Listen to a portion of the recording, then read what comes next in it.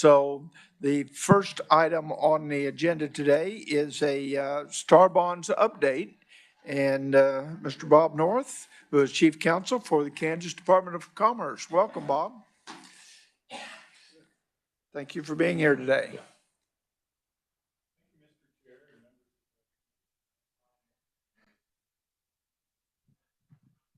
Department of Commerce, and appreciate the opportunity to give you an update on the Star Bonds. It's a subject that's certainly dear to my heart, and it's a very, very effective tool for growing the Kansas economy, for providing a higher quality of life for our residents, and that quality of life is important because we want to keep the people that are here, particularly young people, and we feel like these Star Bond attractions are a positive way to do that. So Star Bonds started out in 1999, so the program's been around 25 years or so. It's a financing tool that lets cities and counties finance tourist attractions with the idea that these tourist attractions are going to bring in new visitors, new sales tax dollars, and one of the unique things about Star Bonds is that the users, the people that attend the attraction, the people that go to a NASCAR race, the people that go to a soccer game, the people that go to the museum, those are the people that pay this the sales tax dollars that go into funding these projects. So that's a really important factor to keep in mind. This is not a situation where the state is literally subsidizing these projects. These projects are financed by incremental growth in sales tax and by new sales tax that comes to these projects. The state currently has 17 Star Bond projects in project districts.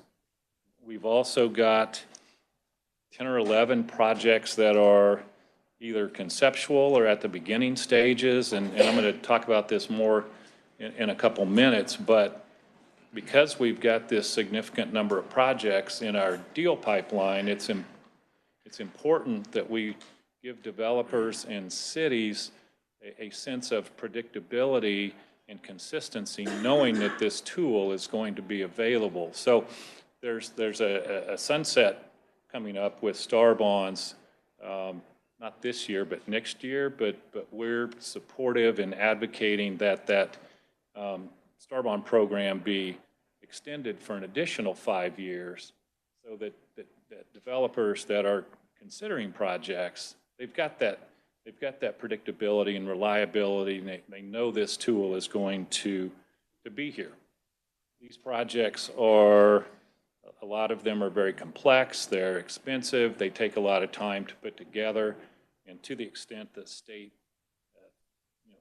through the legislature, through this body, can provide that stability and that understanding that this tool will be available, it's going to help those projects come to fruition.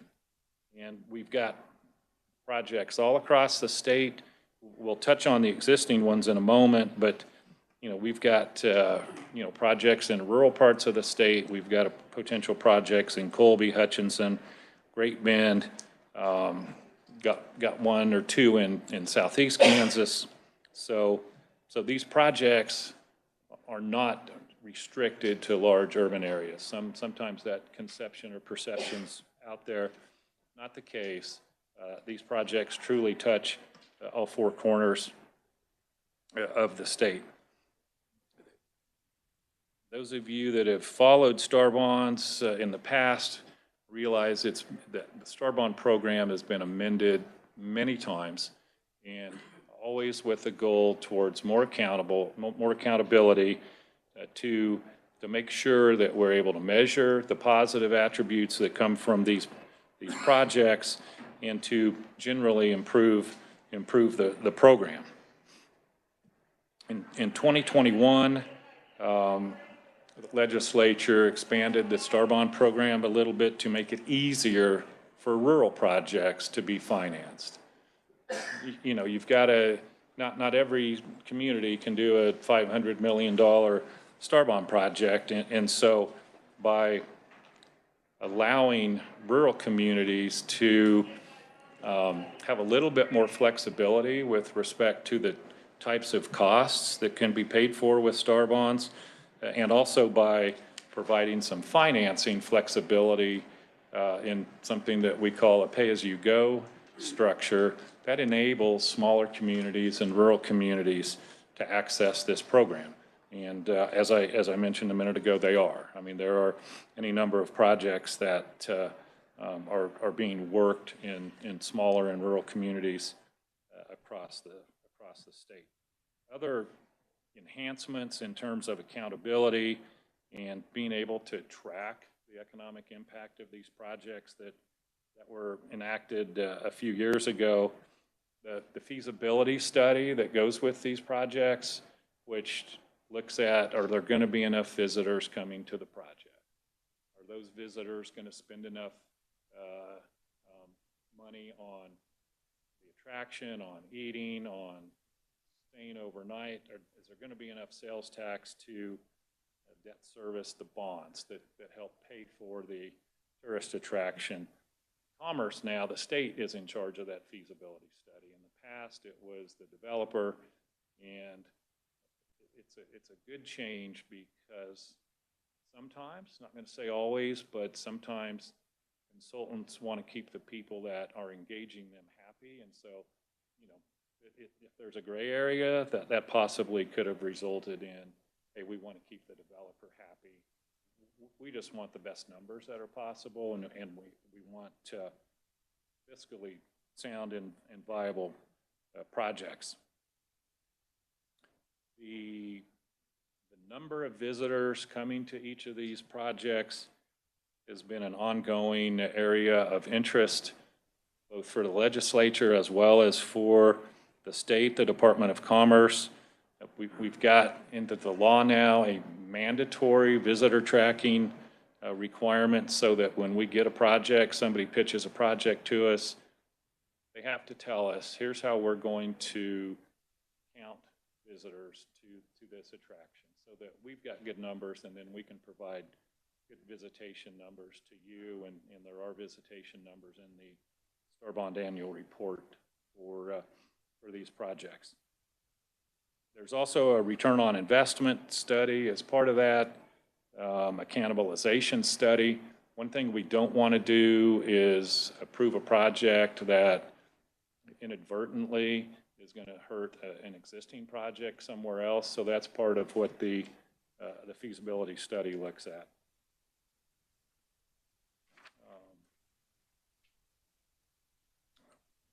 So a couple of years ago, Star Bonds was amended again to permit historical theaters to actually be funded with Star Bonds. Historical theaters had always been listed in the Star Bond Act, but kind of the way the language worked, you really couldn't do anything in terms of improving a historic theater. So we got that cleaned up. We also allowed for amusement parks, and there is a particularly large project that is going to locate in Bonner Springs. That is going to be a major amusement park. This amendment enabled us to consider that for Star Bonds, and that project is moving. It's not to the finish line yet, but it's making good progress. Even more recently, special session last summer, Star Bonds were expanded again to allow for the recruitment of professional sports teams and to finance stadiums for those professional sports teams. These projects are extremely large. The Act has a minimum of a $1 billion capital investment. In reality, that capital investment's probably going to be 3 or 4 billion or more. And so, and they've also got to be a certain size, right? So for a baseball stadium, for example, it's got to be a minimum of 30,000 seats. And other ways the Star Bond Act was kind of expanded. It lets us use sales tax from liquor and liquor excise tax to fund these stadium projects only. It also, most projects have a 20-year term to collect sales tax from the district. For professional sports stadiums and teams, we can have 30 years to collect that sales tax, which acknowledges just the scope of these large projects.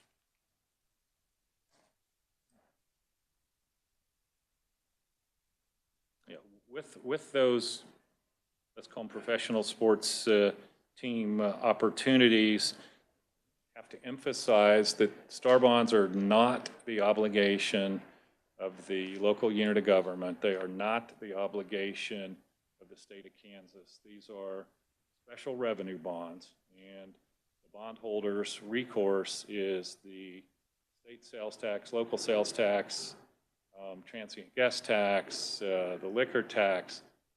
That is the recourse that the bondholders have. So this is not a financial liability or obligation of the state of Kansas.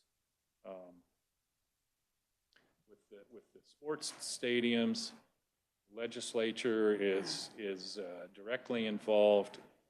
If the Department of Commerce were to negotiate a contract with a team, that contract's got to come before the Legislative Coordinating Council for approval as a stop point, and so that is a good check and balance. We need input from this body and from the legislature, and so that is part of that process. I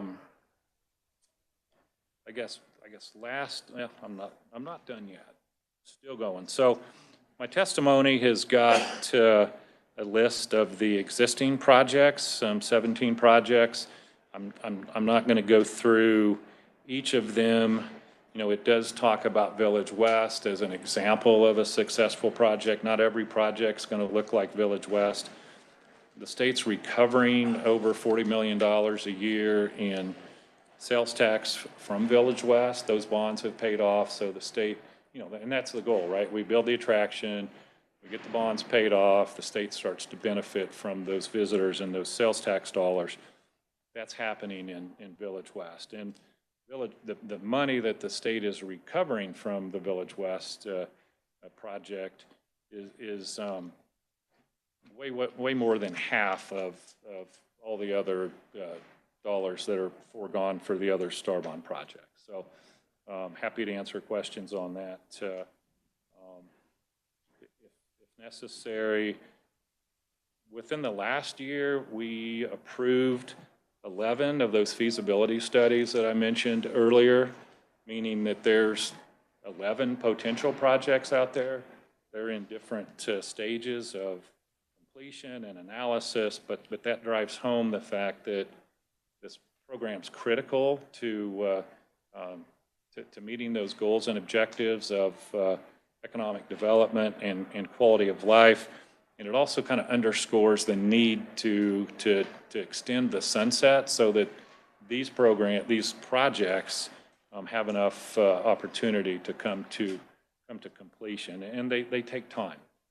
Some of these projects take multiple years to put together. Again, they're complex. And so we think the message that would accompany an extension of the Star Bond Act would be well received, not only by these 11 projects in our pipeline, but other projects that are prospective as well.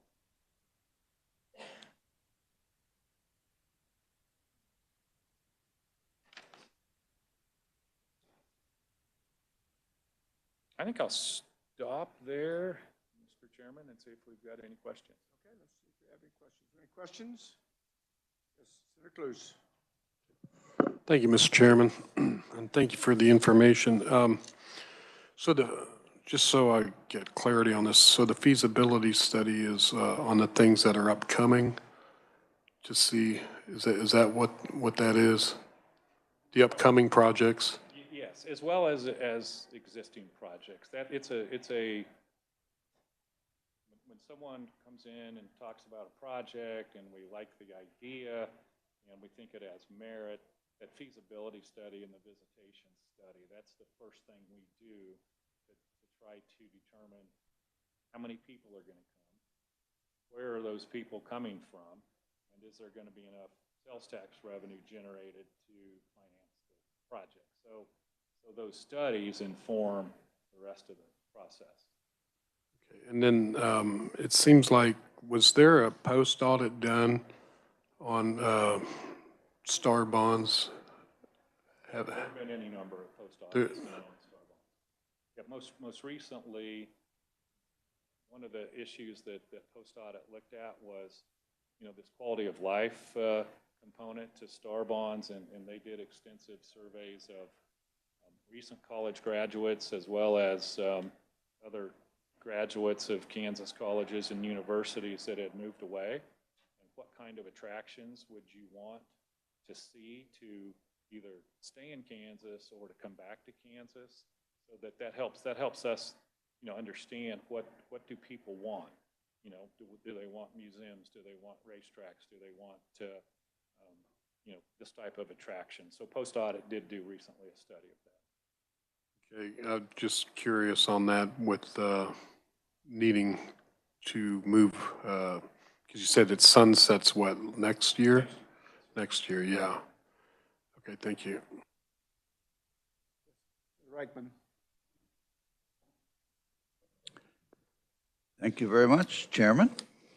And thank you for your presentation. It's always good to hear about star bonds, and I'm glad Missouri doesn't have it. Agreed.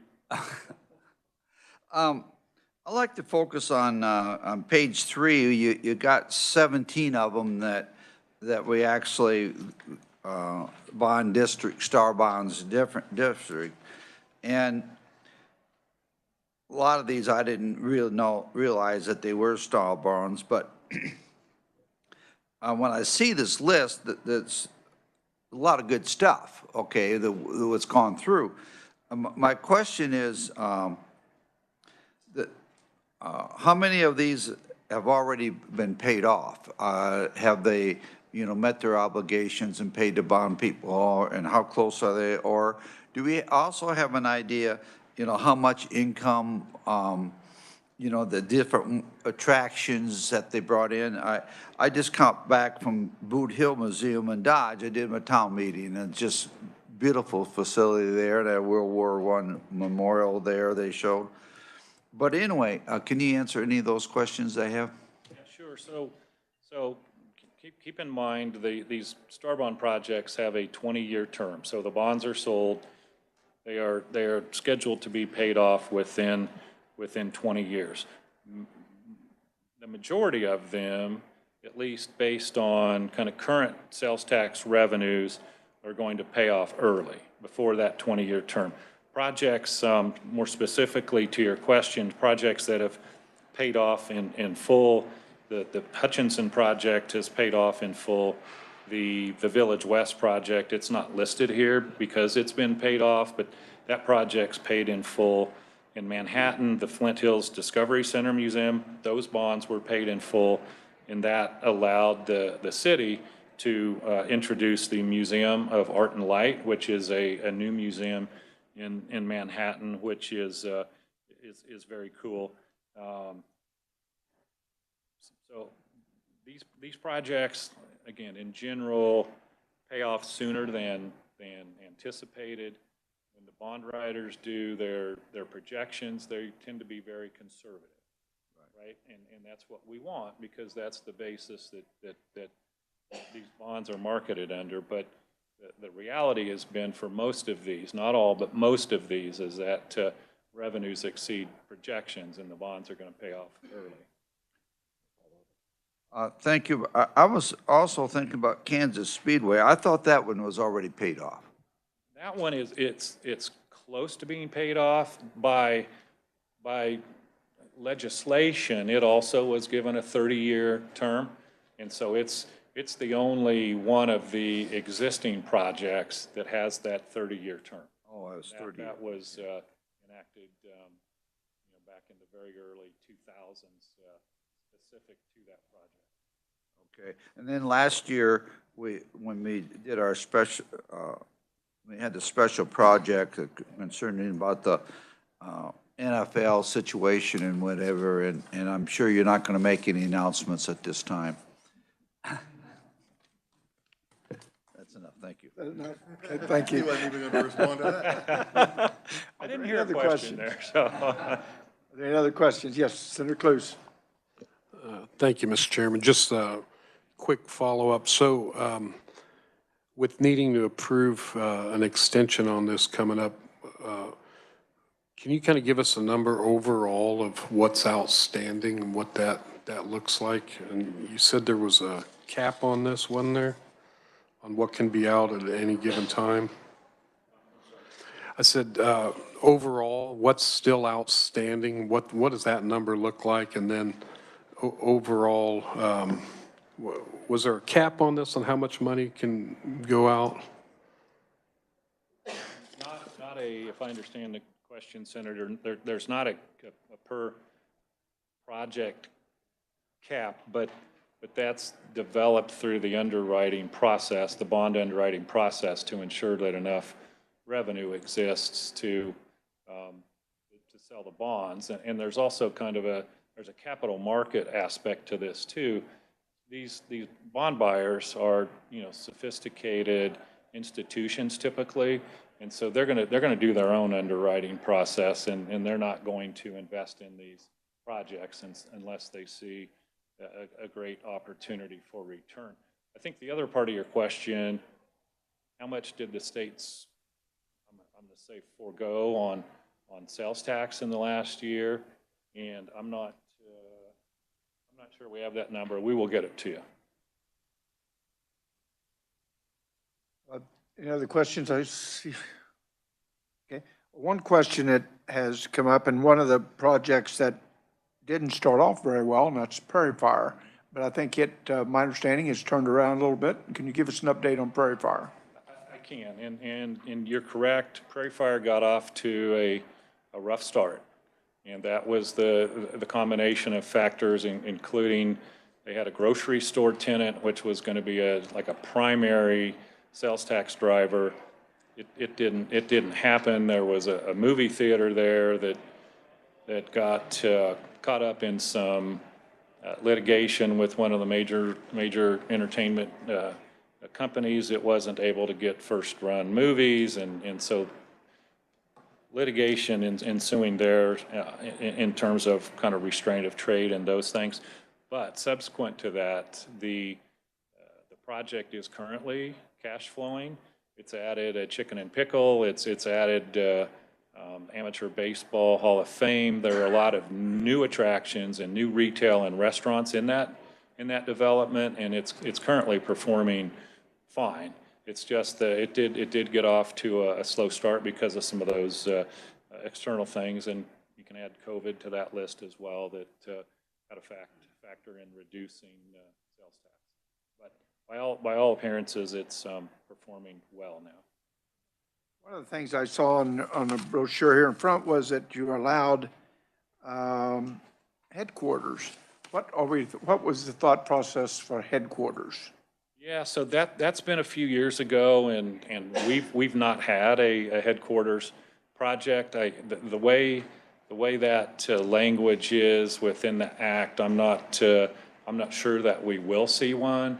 But let's take I don't know, Amazon 2.0, right? If that headquarters came to Kansas, there would be hundreds of thousands of visitors coming to Kansas solely to go to that headquarters. Those visitors would generate hundreds of thousands of room nights, transient guest tax, sales tax. They would have to go eat. So there'd be a lot of economic impact from all those visitors coming to that project. And so that was the that was kind of the thought behind that. But again, we've not had any experience with those projects, and I'm not, like I said, I'm not sure that we will. One of the things that, a complaint about star bonds early on was how do you verify where these people are coming from? How do you verify that they're out of state? But since the 25 years since this has been in business, we've had the thing called license plate readers. Yep. And we can put those on and verify that. Is there any other technology that we're using? Absolutely. So, you know, everybody's got a smartphone. Well, when you walk into, let's say, sporting park to go to a soccer game, so you're creating a record, and there are companies who all they do is track individuals and their smartphones, and where do they go? Are they in, you know, are they at the field house in Salina? Are they at down in Derby at the dinosaur park? So technology has greatly assisted, to your point, greatly assisted our ability to track visitors and find out where they're coming from. It's a service, you have to pay for it, but it does help with the premise that these projects are bringing in people from out of the region, from out of the state, that otherwise wouldn't come to Kansas. Any other questions? Thank you very much for being here today. We do have a bill that has not been, we'll hopefully get it read in today. And then we will be probably working or have a hearing on that next week. Do we have a date on when we're thinking about that one?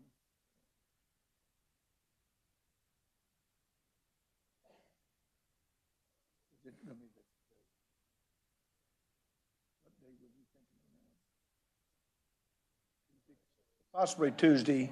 We have a hearing on the bill on Tuesday if we get it all, if we find it today. So if not, any other questions or comments for, okay, we are adjourned. Thank you very much.